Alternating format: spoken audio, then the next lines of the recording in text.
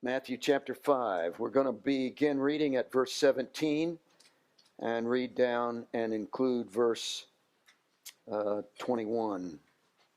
Matthew, yes, sir. Oh, I did. Acts. Yeah, Acts chapter 5.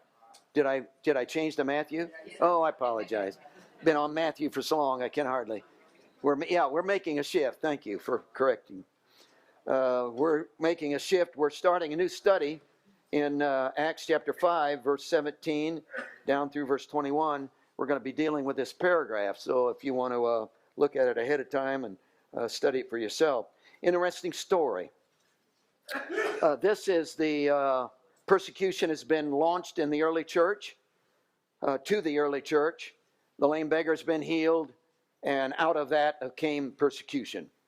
The Sanhedrin, the Sadducees have gotten all bothered and called the Peter and John in, and they have interrogated them, turned them loose. They went back, of course, to the early church, and the whole thing exploded. Evangelism increased, everything increased. And in verse chapter 5 of Acts, verse 12, down through verse 16, there's a summary given of the progress that was being made. And you'll see that evangelism increased, miracles were being done, apostles are ministering. In fact, if you go down to verse 16, the surrounding cities of Jerusalem were all coming in and participating in the services, and also being great miracles were taking place. And it's in this second phase of persecution that verse 17 takes place. Then the high priest rose up, and all of those who were with him, which is the sect of the Sadducees. And they were filled with indignation and laid their hands on the apostles and put them in the common prison. But at night, an angel of the Lord opened the prison doors and brought them out and said, "Go, stand in the temple, speak to the people, all the words of this life." And when they had heard that, they entered the temple early in the morning and taught. But the high priest and those who were with him came and called the council together with all the elders of the children of Israel and sent to the prison to have them brought. Now, the passage goes on in the next paragraph to tell you that when they went to the prison to get the apostles, they weren't there. The guards were all standing there. The doors were all locked. The apostles weren't there. They came back and reported to the Sanhedrin, they're not there. Well, where are they? Then the word came, well, they're down at the temple preaching. Well, go get them and bring them back here. So they did. Now, it's interesting that no mention is made of the angel. Nobody ever asked them. See, if I'd have been there, I would have said, how'd you guys get out? I would have been interesting how you got out of jail. But they never asked. And we'll be talking about why that is. I'd like to tell you that I am absolutely against change. I hate it. I don't want to change. I like things stable. But I've discovered God is really into change.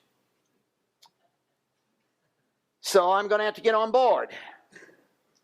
And I'm going to, if I want to be a part of Him and I want Him in my life, I've got to be ready for change.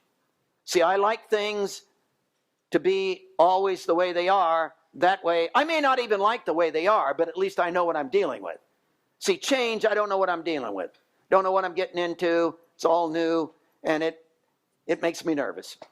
So but change is inevitable. Look at your face. See, your hair is changing. You're going to change whether you want to or not. So change is absolutely inevitable. And when we talk about change, we normally talk in terms of the physical. But there's a spiritual change. And spiritual change is more scary than physical change. Spiritual change, down deep inside change in attitude, change in perspective, change in spiritual life, absolutely demands change in physical. You cannot change inside without changing outside. So the outside, the whole outside of my life, the physical aspects of my life become altered when spiritual change takes place inwardly. And again, that really makes me nervous. Oh, see what would happen if all the hate in the inner part of my life would literally be changed in by the presence of Jesus into this phenomenal love that he has. Then my outside expressions would have to change. My attitude towards others would have to change. And they would have to move from rejection and from barriers and from bitterness and from all of the kinds of things that come with that would have to go away. And there would have to be this change that would take place in my physical expression that would take place because I have changed inwardly. And God is really interested in spiritual change in your life. And I'm promising you today, he's not going to give up on that. He's coming after you. And he's going to back you into a corner as he is me. And he's going to demand, not in meanness, but he's going to demand in loving kindness and pull you to himself.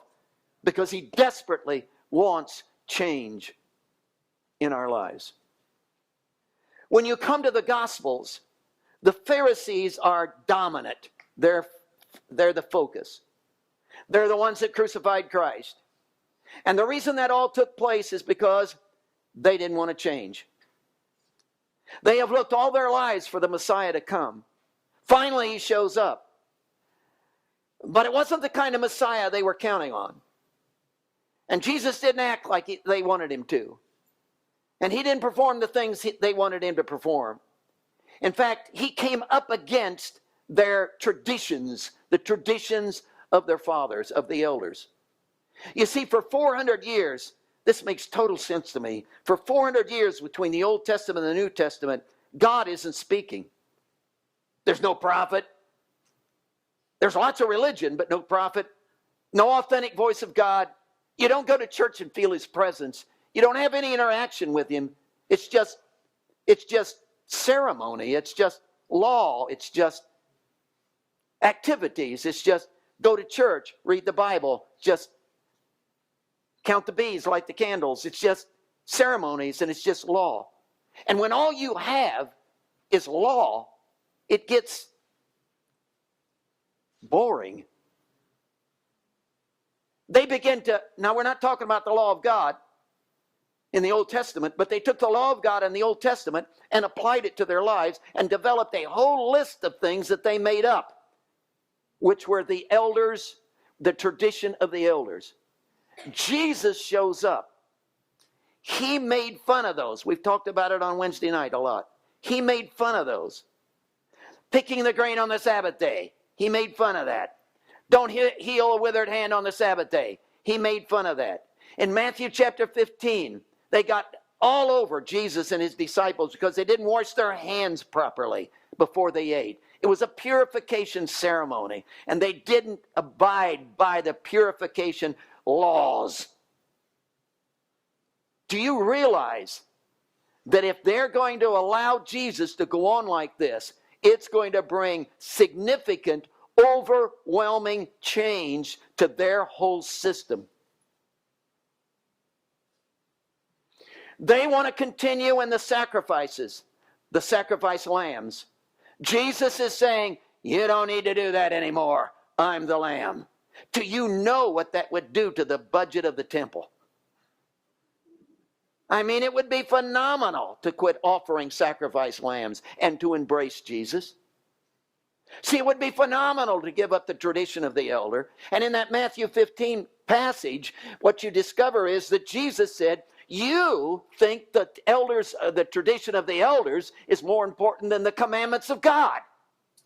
And you've gotten off track. You need to change. But see, that would alter everything that they are. If they changed in their view of that, it would change everything on the outside. In fact, they called a special council. And in that special council, they said stuff like this. If we let him alone, if we let him go on, if we let Jesus continue like he is, everyone will believe in him. All the miracles and all this stuff, everyone's going to believe in him. And the Romans will come and take away both our place and our nation. So our nation is at stake if we change like Jesus wants us to. So Caiaphas, the high priest, came along in that same council and said, well, here's what you got to do. And he said, you know nothing at all, nor do you consider that it is expedient for us that one man should die for the people, and not that the whole nation should perish. It's better that one man would die. What we need to do is crucify Jesus so that the nation can be saved. Yes, one man, it's terrible, but hey, it's better than the whole entire nation going down the tubes. Because if this goes on, change will take effect, Rome will get involved in this, and everything in our lives is going to be upside down, and we don't want to change. So the crucifixion of Jesus came about, ladies and gentlemen, because we plain flat don't want to change. And you cannot hang around Jesus without changing. Amen.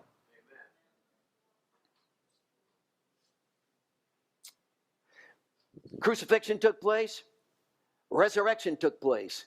He ascended to the right hand of the Father, and Pentecost happened. You talk about change. We went from an Old Testament structure to a New Testament deal. We went from the law dominating to the inward law taking place. We went from God being over there to God being in here. And the whole thing turned upside down, and we entered in. We went from being 4-year-olds to going to college. It was phenomenal. The change that took place at Pentecost, the new covenant, was so radical that it turned the world literally upside down. It certainly did for the apostles. The Pharisees are not threatened anymore because the elders of the traditions are being held. The group that now comes to the forefront are the Sadducees. You see them in our passage, a sect of the Sadducees. The Sadducees were equally in authority as the Pharisees. But the Sadducees had a different perspective. They didn't believe in the resurrection. They didn't believe in angels. They didn't believe in life after death. Well, folks, if you don't believe in life after death, you don't believe in the resurrection, you don't believe in spirits, you don't believe in angels, what do you have? You have nothing but this present moment. See, if there is no eternity, if I die and that's it, what am I going to focus on? Now. Exactly what the Pharisees did. They focused on the present moment. They focused on comfort. They focused on materialism. They were the rich people of their hour. You could go down to Sanhedrin Row, and all the big houses are there. These boys lived in it.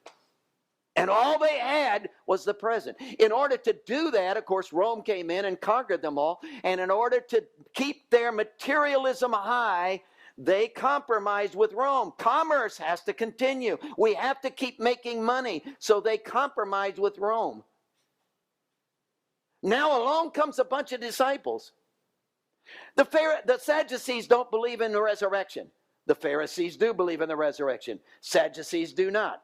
They argued all the time about it, but that's no problem. You understand? That's no problem. Theological arguments are no big deal. You say this, I say this. While you're saying that, I'm thinking what I can say about this. So back and forth we go, and we have nice discussions, and we both get mad and walk away. So it's no big deal. See, no change comes out of that.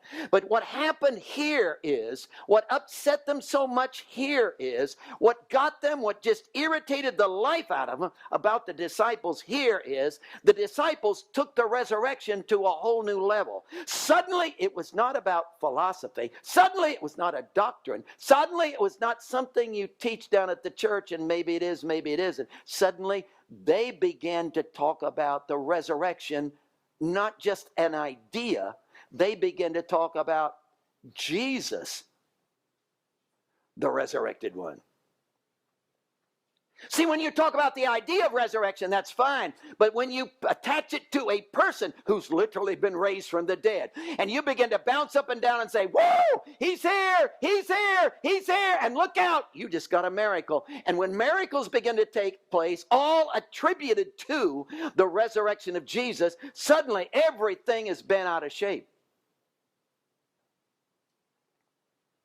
Peter and John are walking along. They come to the gate beautiful of the temple. Here's a guy that everybody in Jerusalem knows. He's been begging there for he's over 40 years of age. So he's been there from child. We've watched him grow up. He's a cripple. He's been there year after year after year after year. Peter grabs him by the hand, yanks him to his feet and says, in the name of the resurrected Jesus, get on your feet, boy. And that guy is running around the temple for the first time in his life. Everybody in Jerusalem knows about it. Hundreds and hundreds of people come to see it. And suddenly the resurrection is not about a doctrine, not about an idea. It's about a living person called Jesus. And it literally upsets the Sadducees to the core. Because again, they don't believe in life after death. They don't believe in the resurrection. They believe in this present. And everything is going to have to change if there is a resurrected Jesus affecting our world.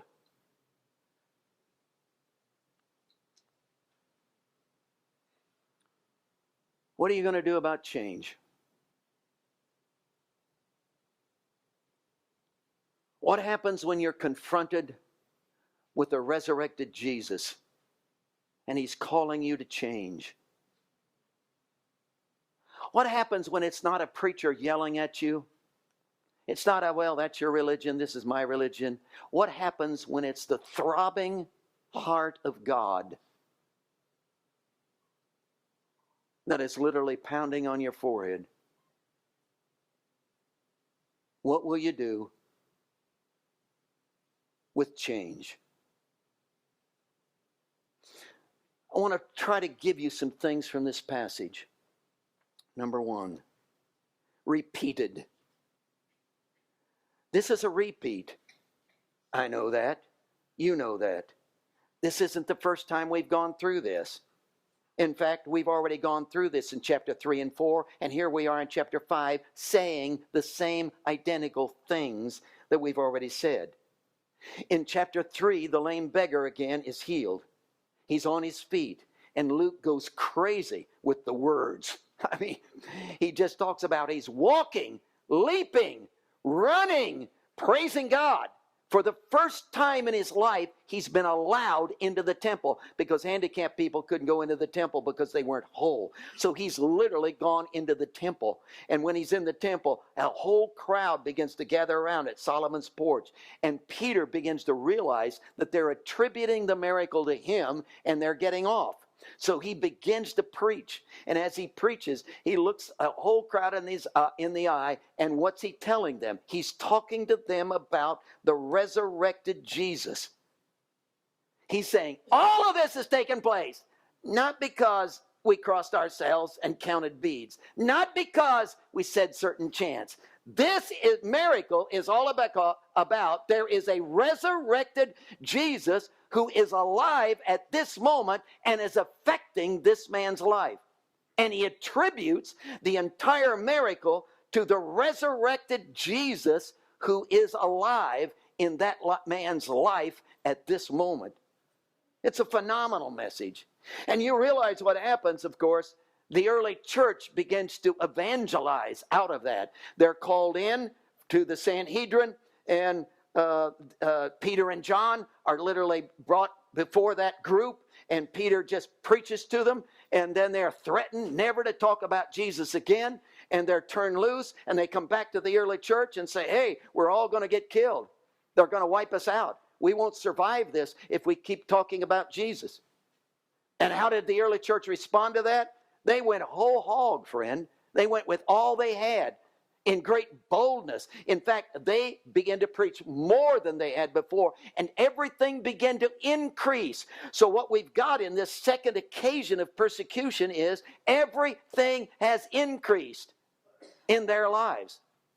For instance, if you look at the passage, you will see that there's an increase in the response of the Sadducees.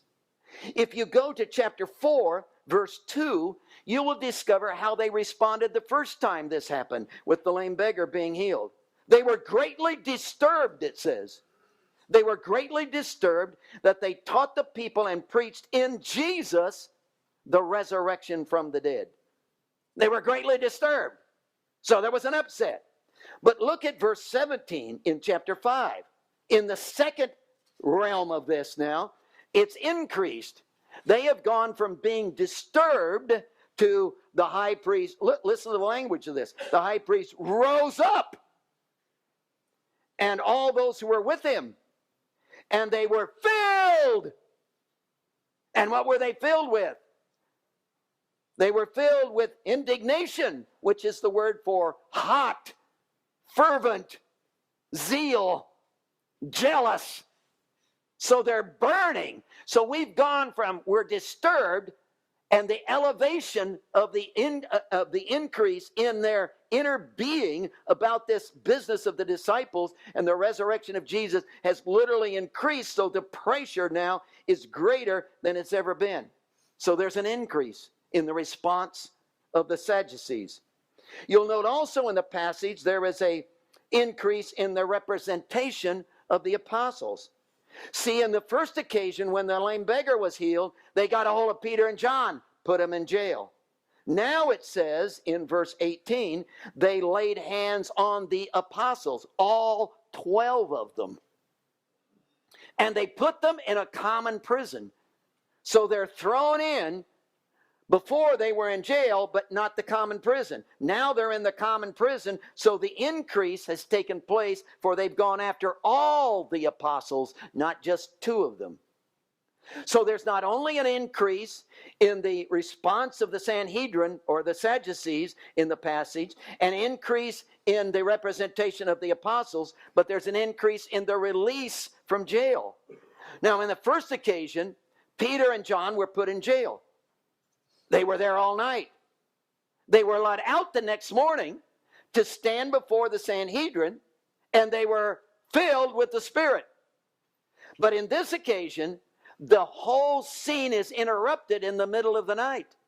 An angel physically comes and displaces the disciples from the jail.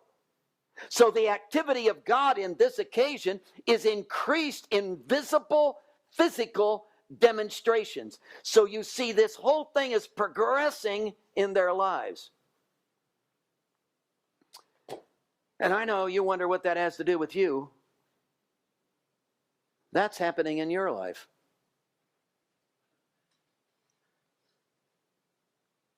I think it's hilarious. Because God is literally increasing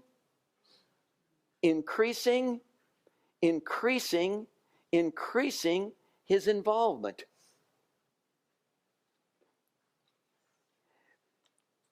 God just won't give up.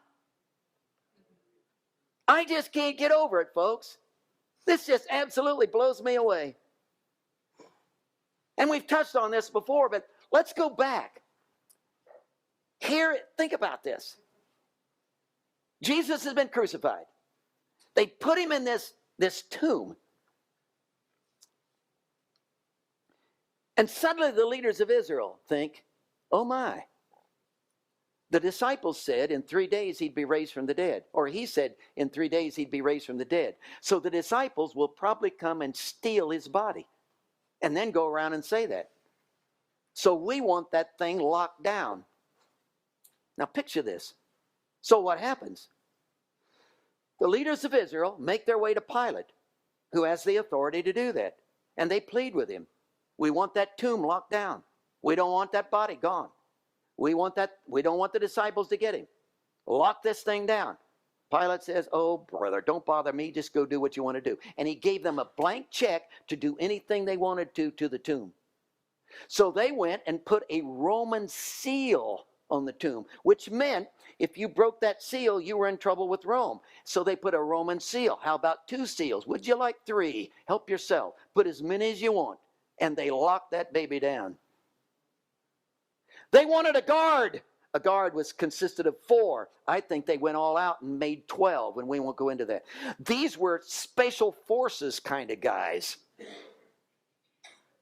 These was not security guys down at Walmart. These were special forces guys. And they stood at the temple or at the tomb and guarded the tomb. Now all of a sudden, an angel comes down, bright lights, earthquake takes place, grabs a hold of that stone, yanks the thing out of its slot, flips it aside, and these guards, who are not afraid of anything, fainted. They passed out. When they woke up, they ran into Jerusalem. Think about this. They ran into Jerusalem. They didn't go to Pilate, that they're under. They're under his authority, but they didn't go there because they knew who's pulling the strings. They went to the leaders of Israel, and they burst in and said, hey, bright lights, angel, body's gone, raised from the dead. Now, see, if some preacher comes and tells us that, we say, well, yeah, God bless you. But when a Roman pagan, see, the leaders of Israel wouldn't listen to Jesus. They wouldn't listen to the disciples. So God says, I'm not done yet. And he sent Roman pagans who know nothing about church, nothing about Bible, meaner than snakes. And he sent them. And they give a witness. Maybe you'll believe them. You know what they did? The leaders of Israel? You know how they responded to that? They got the church offering from that Sunday morning, which was thousands of dollars, just like it is here. And they gave it to the soldiers. And you know what they told them? You hit the streets and tell everybody the disciples stole the body. But the disciples didn't steal the body. We know that. Lie about it. That's why we're paying you. And they refused the witness and shut it down.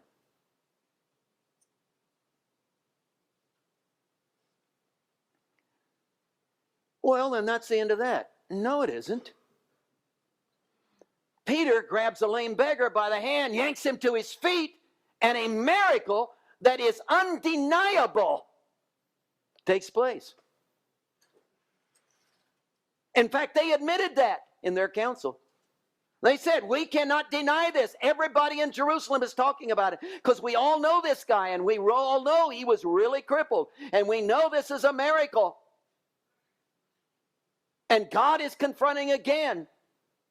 And they bring Peter and John in and say, how, by what name or by what power have you done this? And Peter says, guys, the Jesus that you crucified. And now we've got another witness going on. And you know what? Shut it down. They turned to him and said, don't you ever talk about Jesus again. You can have your parties. You can do miracles. You can have church. You can give away free pizza. But shut your mouth about Jesus. And they shut it down again. Turned him loose. Now the evangelism has exploded. Towns from outside of Jerusalem are coming in. They call them in again. They call them in again. Grabbed those apostles. They got all of them. Threw them in common jail. And when they went to get them the next morning, an angel had come and delivered them from the common jail. And note that the angel didn't say, all of you go to different towns throughout the world and hide.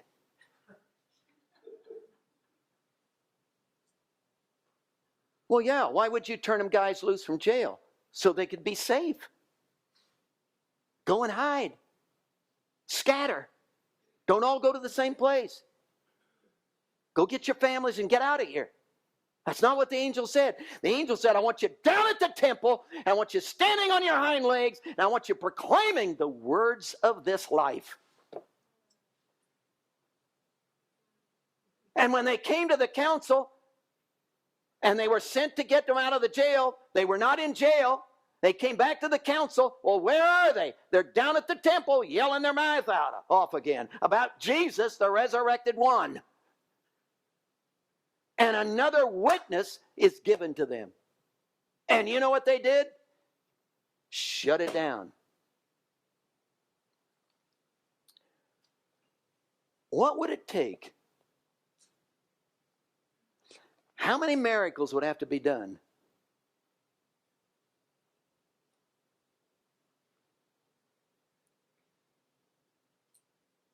How many times would God have to move? How many angels would he have to send? Until you and I would say, whoa.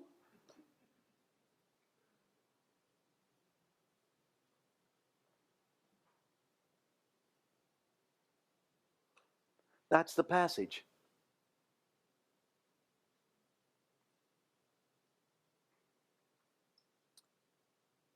And if you say, well, it's going to take more than one angel, fine, he'll send two. Well, it's going to have to be more than two, he'll send three.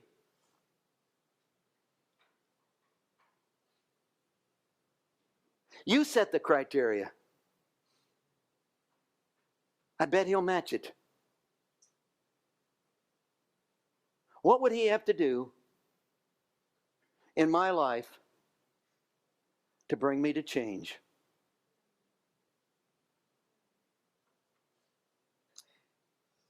What would he have to do in my life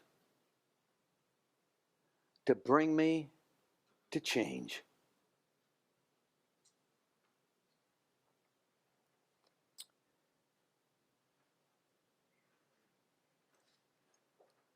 Jesus, keep banging on my forehead. Keep confronting my life. Keep whispering in my ear. Oh God, keep manipulating my circumstances.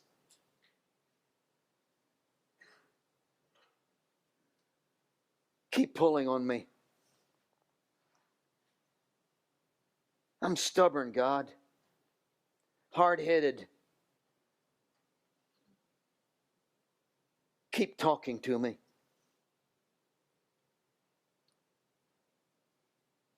And it seems like God, even when I respond, I hold out.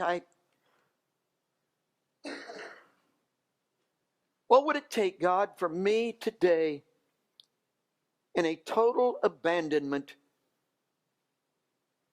and a total surrender? What would it take for me to leap off the cliff and just trust you? I know, God, there'd be phenomenal change that would take place. It would take place in me, which would alter everything about my physical existence, God.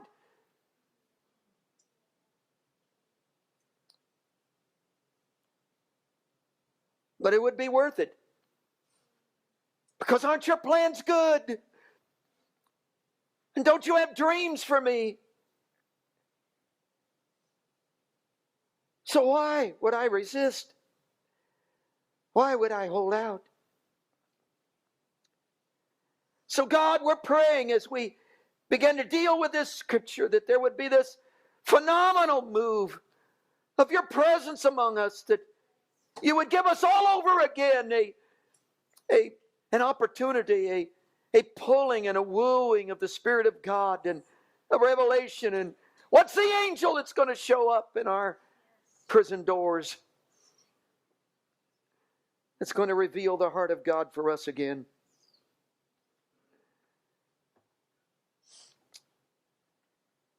And we will listen. We will yield. We will respond.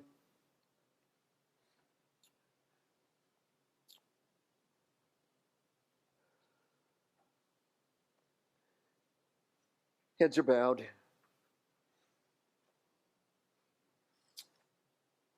Change is hard.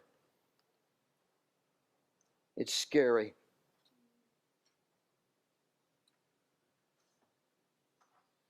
All of our lives, we've trusted ourselves, done the best we could. And to take that life that I've been in charge of and turn it over to Him. What will He do with me? Where will He take me? What about my family? What about the things I like? What about my possessions? He will bring change. But could you trust Him? Could you trust Him? Could you trust Him? The things you're going through right now that you can't solve, could you trust Him? Would you risk it? Would you risk the change that He would bring about in your life? Well, what will it be like? I can't tell you. I have no idea where it'll take you, where it'll end up. I only know you can't afford to miss it.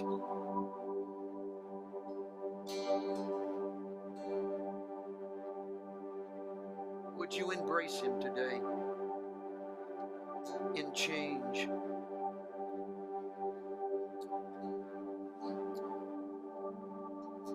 I want to kneel. Just some moments of seeking.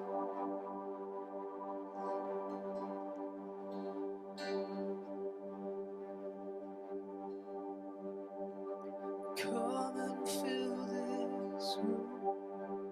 Anything apart from you, let it fall away. Let it fall away. If it's not what you wanna